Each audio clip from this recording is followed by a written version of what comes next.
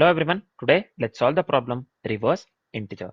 Right. So this is fine. Let's get into the question part, man. So let's see what the question states here.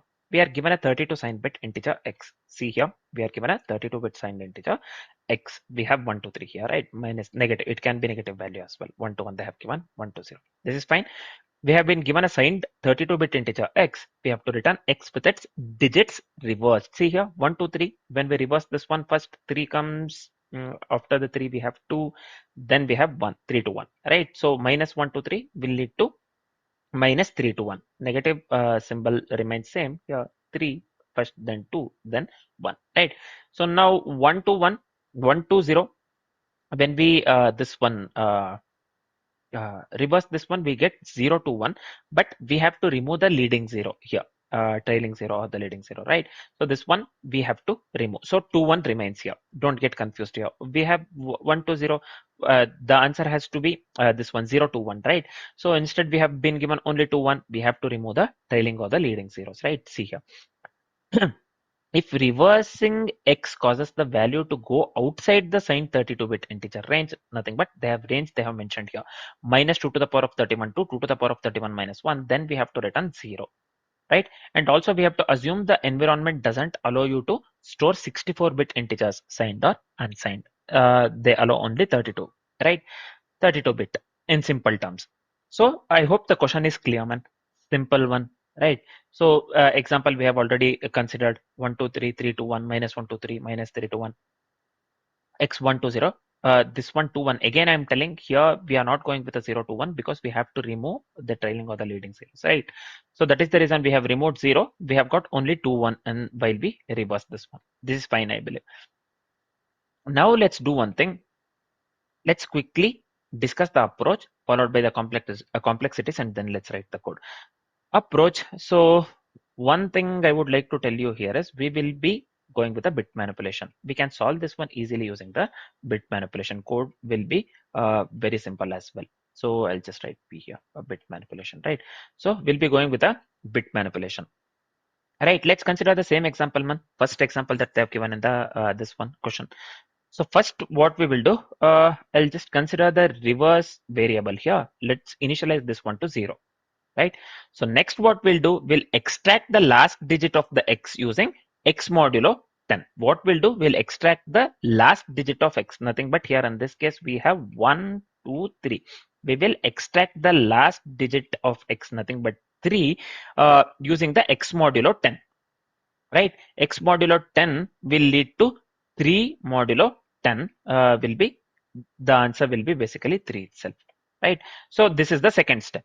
Next we will shift the reverse, nothing but this one, rev variable left, basically nothing but when I say reverse, we will be shifting reverse left, means we will be multiplying by 10, and then we will add the digit, nothing but here we will be going with rev, this one I can just show it to you in this way, 0 into 10 plus 3 for us, right? So we are shifting this one left, nothing but we are multiplying by 10, and we are adding the digit that we got here, this one, previous step, from the previous step, this will be 3, right? 0 into 10 will be 0, plus 3 will lead to 3 itself, right? 0 multiplied by anything is 0 itself, plus 3, it is 3.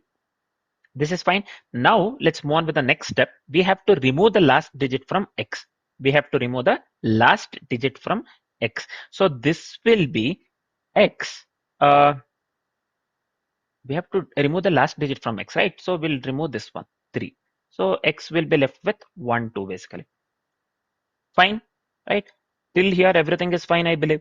Next what we will be doing, we will repeat the same thing for the last digit, this one, 2 and 1 as well.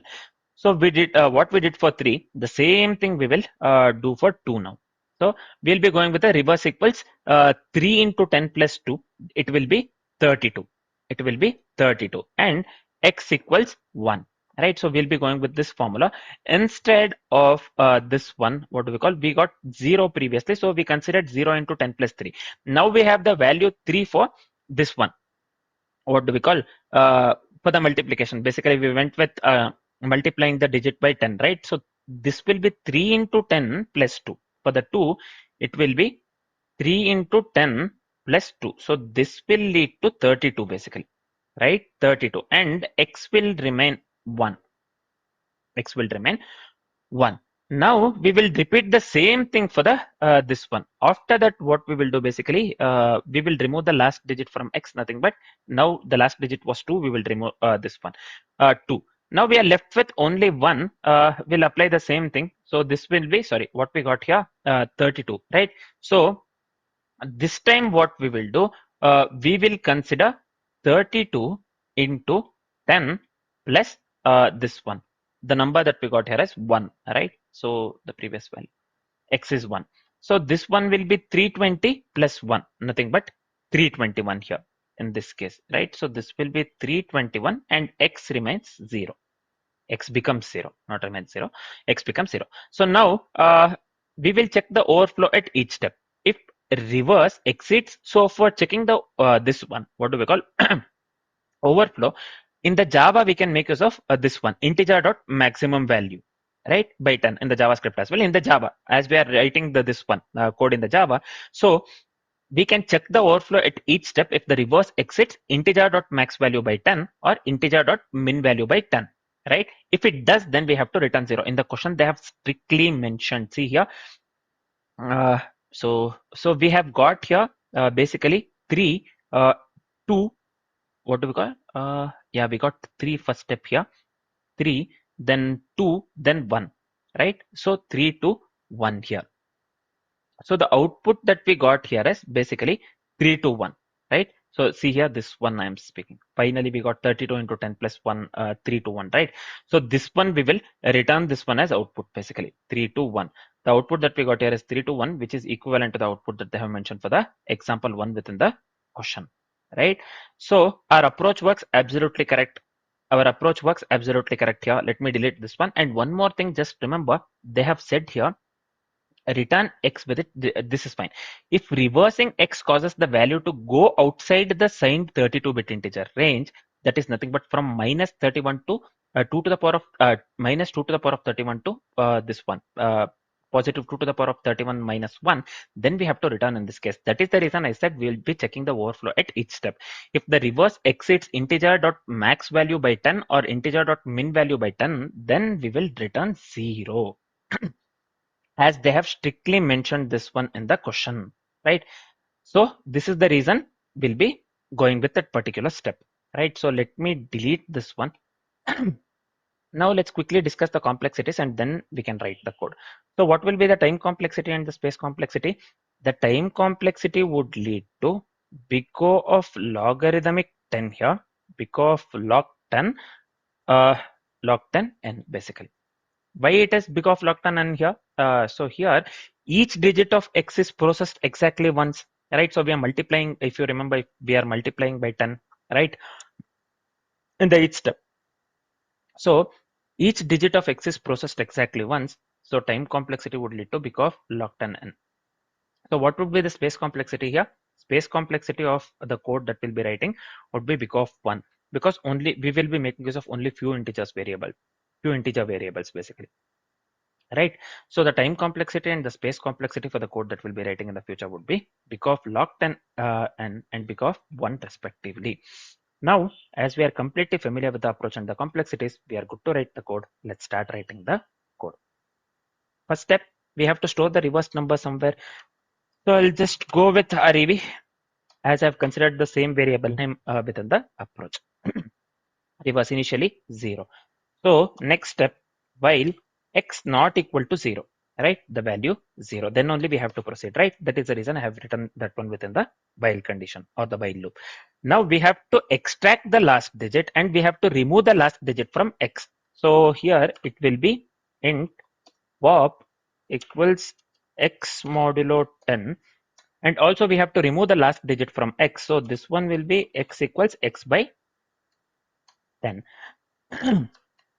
Then what we will do, we will check the overflow, meaning if reverse will exceed the max or min after shifting. So if reverse greater than integer dot this one max value, as I've said this one at the last, right? So this M has to be capital man. Integer dot max value, this one by 10, or we have to check the reverse equivalent to the integer dot max value by 10, and we have to go with a pop greater than 7, right? Then what we need to do here, we have to return 0 in that case, right? So we have to return 0 in that case, as they have strictly mentioned this one within the question. Let me copy the same thing here, right? So this is fine. So let me, we have to check for the minimum value as well, right? So reverse, this is fine. Why did I write question mark here? So this is actually greater than, this has to be less than, integer dot max, I'll change this one to min, integer dot min value by 10, or reverse equal integer dot min value, this one has to be min value as well, min value by 10, and pop, so this one has to be less than -3, this one has to be less than -3. Then we have to return 0 as well in that case. Now we're left with one thing, that we have to append the digit using bit manipulation style multiplication, right? So we went with, if you remember, reverse equals reverse into 10 plus pop plus pop, right? So this is fine. So we're left with only one step, that we have to return the final reversed integer, nothing but this is stored in the reverse variable rev, right? So let me return rev. So this is it for the code. Let me format the code once and let me hit the run button, man. So here you can clearly see the sample test cases are getting passed. So let me hit the submit button quickly.